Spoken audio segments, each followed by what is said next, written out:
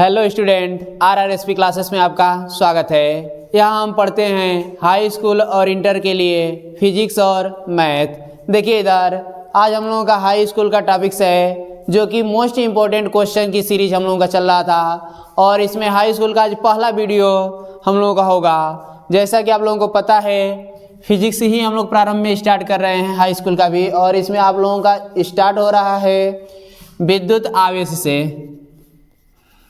विद्युत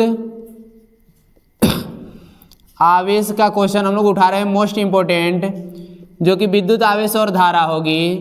इसमें सबसे पहले देखिए विद्युत आवेश होता क्या है। विद्युत आवेश कहते किसे हैं, तो इलेक्ट्रॉनों के प्रवाह को, इलेक्ट्रॉनों के प्रवाह को विद्युत आवेश कहते हैं। यानी कि जो इलेक्ट्रॉन एक स्थान से दूसरे स्थान तक स्थानांतरित होते हैं उसी को कहेंगे विद्युत आवेश। विद्युत आवेश को जो है कि हम लोग Q से व्यक्त करेंगे, इसे हम लोग Q से व्यक्त करते हैं, Q से व्यक्त करते हैं, इसे Q से व्यक्त करेंगे। इसके पश्चात देखिए इसका मात्रक यदि देखा जाए तो आवेश का जो मात्रक होता है कूलाम होता है, तो इसका मात्रक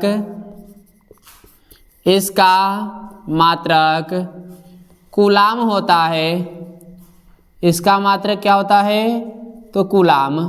ठीक, यहाँ तक किसी को दिक्कत। अब आगे देखिए आवेश का मात्रक हम लोगों को पता चल गया कूलाम होता है। इसके कुछ फार्मूले भी होते हैं। यदि मान लीजिए किसी चालक में, यदि किसी चालक में I एम्पियर की धारा, किसी चालक में I एम्पियर की धारा, I एम्पियर की धारा T समय तक प्रवाहित की जाए। एक मिनट, चलिए ठीक है। T समय तक प्रवाहित करने पर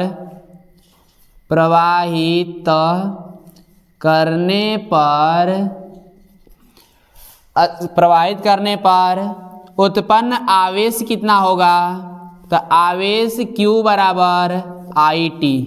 आवेश Q बराबर हम लोगों का हो जाएगा IT, जहाँ I धारा है, I बराबर धारा, और धारा आपका किस में होगी, एम्पियर में, और T बराबर क्या है, तो समय है, और समय किस में होगा, सेकेंड में। तो यहाँ से हम लोगों को एक और मात्रक मिल जाएगा बढ़िया सा, यानी कि यहाँ से एक और मात्रक क्या मिलेगा, आवेश का मात्रक I इंटू T। I का मात्रक एम्पियर और T का मात्रक सेकेंड, तो यहाँ से एक और मात्रक मिल गया एम्पियर इंटू सेकेंड। ये तो तब होगा जब यदि चालक में I एम्पियर की धारा प्रवाहित हो रही हो T समय तक। अब हमारे पास कुछ ऐसे भी पदार्थ होते हैं जिनको रगड़ने के फलस्वरूप भी उसमें आवेश आ जाता है। जैसे मान लीजिए कि यही मार्कर है, इसको यदि बाल से रगड़ दें तो कागज के छोटे छोटे टुकड़ों को आकर्षित करने लगेगा। इसका मतलब कि इसमें आवेश की मात्रा आ गई। अब इसमें आवेश की मात्रा को इसको कैसे ज्ञात करेंगे, ठीक, तो उसके लिए देखिए फार्मूला देख लीजिए। इसका आप लोग स्क्रीनशॉट ले लीजिए, ले लिए होंगे। चलिए आगे देखिए।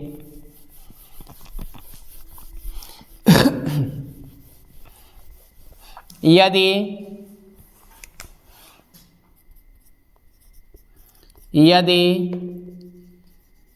चालक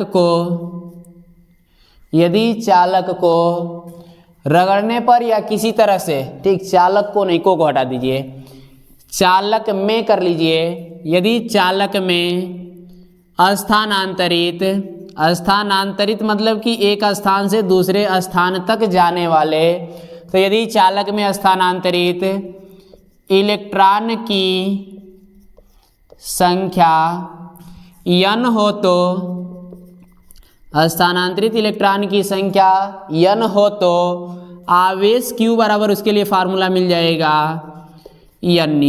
आवेश Q बराबर Ne, जहाँ n बराबर इलेक्ट्रॉन की संख्या, यानी कि कितने इलेक्ट्रॉन स्थानांतरित हुए हैं उनकी संख्या हो जाएगी, और E जो है, E बराबर क्या होगा आप लोगों को पता होगा, तो E जो होता है इलेक्ट्रॉनिक आवेश होता है। E को कहते हैं इलेक्ट्रॉनिक आवेश, यानी कि एक इलेक्ट्रॉन पर जो उपस्थित आवेश की मात्रा होगी। और E की वैल्यू यदि देखा जाए तो E का मान होता है 1.6 × 10⁻⁻19 कूलाम, ये ऋण आवेश होता है। इलेक्ट्रॉन पर 1.6 × 10⁻⁻19 कूलाम का ऋणावेश होता है और प्रोटॉन पर धनावेश होता है। अब यदि इलेक्ट्रॉन स्थानांतरित होते हैं तो उसके कारण आवेश उत्पन्न होता है, या फिर जब धारा प्रवाहित करते हैं तभी आवेश उत्पन्न होता है। तो आखिर कुल मिलाकर इलेक्ट्रॉन जब स्थानांतरित होंगे तभी जब इलेक्ट्रॉन स्थानांतरित होंगे तभी आवेश उत्पन्न होगा। तो इलेक्ट्रॉन के स्थानांतरण के आधार पर यदि आवेश को देखा जाए तो इसकी प्रकृति दो होती है। आवेश दो प्रकृति का होता है, एक तो धनावेश और दूसरा ऋणावेश।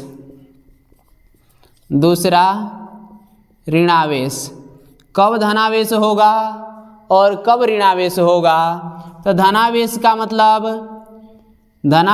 मतलब कि यदि इलेक्ट्रॉन चालक से निकल रहा हो, यानी कि इलेक्ट्रॉन यदि बाहर निकल रहा हो, इलेक्ट्रॉन जा रहा हो तो धनावेश होगा, और इलेक्ट्रॉन यदि ग्रहण किया जा रहा हो तो वह कौन सा होगा? ऋणावेश, क्योंकि इलेक्ट्रॉन पर 1.6 × 10⁻⁻19 कूलाम का ऋणावेश होता है।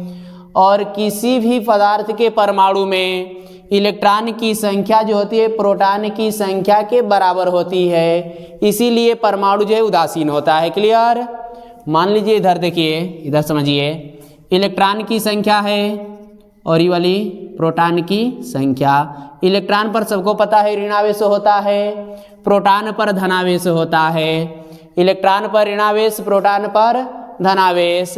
अब सभी को पता है कि इलेक्ट्रॉन की संख्या प्रोटॉन की संख्या के हमेशा बराबर होती है। जैसे मान लीजिए कि यही सोडियम परमाणु है, सोडियम में इलेक्ट्रॉन जो होंगे 11 और प्रोटॉन भी कितने होंगे?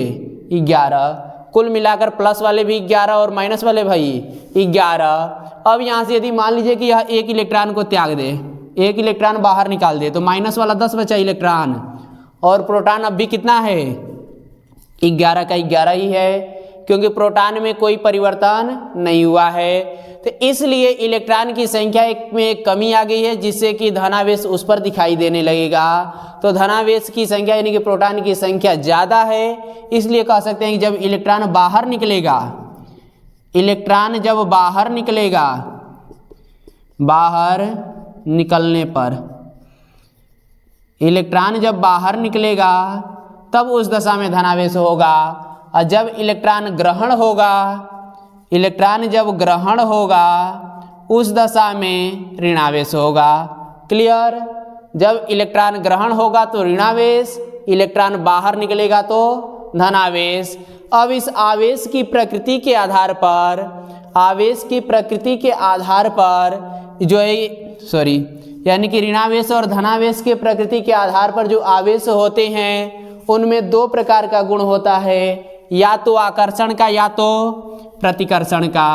आकर्षण कब होगा और कब प्रतिकर्षण होगा, तो इसे भी समझ लीजिए हल्का सा। यदि आवेश समान हो, यदि आवेश समान हो, आवेश यदि समान हो तो प्रतिकर्षण होगा। प्रतिकर्षण, यदि आवेश समान हो तो क्या होगा? प्रतिकर्षण होगा। मान लीजिए कि एक प्लस हो गया और दूसरा आवेश भी आपका प्लस वाला ही हो गया। इन दोनों में, दोनों यदि प्लस है तो इनमें प्रतिकर्षण की क्रिया होगी। यदि एक माइनस है और दूसरा वाला भी माइनस है तब भी इसमें क्या होगा? प्रतिकर्षण होगा। यानी कि दोनों प्लस होंगे तब भी प्रतिकर्षण, दोनों माइनस होंगे तब भी क्या होगा? प्रतिकर्षण। याद रखेंगे हमेशा समान प्रकार के आवेशों में प्रतिकर्षण होगा। यदि आवेश विपरीत हो, आवेश विपरीत हो तो उस दशा में क्या होगा? आकर्षण होगा। आवेश विपरीत होंगे तो उस दशा में क्या होगा? आकर्षण होगा। जैसे मान लीजिए एक प्लस है और दूसरा माइनस है, तब इस दशा में आकर्षण होगा, या एक माइनस है दूसरा प्लस है, इस दशा में क्या होगा, आकर्षण होगा। यानी कि कुल मिलाकर याद रखेंगे कि जब आवेश समान होंगे तो प्रतिकर्षण, आवेश विपरीत होंगे तो आकर्षण। यदि दोनों बी वर्ग होते हैं, दोनों यदि बी वर्ग या दोनों जी वर्ग होते हैं तो उसमें हमेशा प्रतिकर्षण ही होगा। और यदि एक बी वर्ग है दूसरा जी वर्ग है तो दोनों में क्या होगा, आकर्षण। बी वर्ग और जी वर्ग का मतलब आप लोग समझ रहे होंगे, बी वर्ग का मतलब और जी वर्ग का मतलब अब आप लोग समझ चुके होंगे। तो इस तरह से आवेश भूलेगा नहीं। यदि दोनों समान होंगे तो प्रतिकर्षण, दो बी वर्ग रहेगा तो हमेशा झगड़ा ही होगा, या दोनों जी वर्ग रहेंगे तो। लेकिन एक बी वर्ग हो गया दूसरा जी वर्ग होगा तो उस दशा में प्रतिकर्षण का कोई संभावना नहीं है, दोनों में क्या होगा, आकर्षण। क्लियर? तो हमें उम्मीद है कि आवेश का पूरा टॉपिक्स आप लोगों को क्लियर होगा। अब नेक्स्ट वीडियो में हम लोग देखेंगे वैद्युत धारा क्या होती है, और वैद्युत धारा पर कुछ हम लोग आंकिक प्रश्न भी करेंगे जो कि एग्जाम में मोस्टली पूछे जाते हैं। तो इसलिए इसे आप अच्छे से तैयार करके ही एग्जाम में बैठेंगे। और इसके साथ साथ आप लोग 12वीं का भी, ठीक, इसके साथ साथ कुछ इसमें एक्स्ट्रा पोर्शन जो डाल दे रहे हैं ताकि आप लोगों को 12वीं के लिए सुविधा हो। तो इसलिए 12वीं के लिए भी इस चैप्टर को यानी कि मोस्टली यानी कि बहुत ही धैर्य के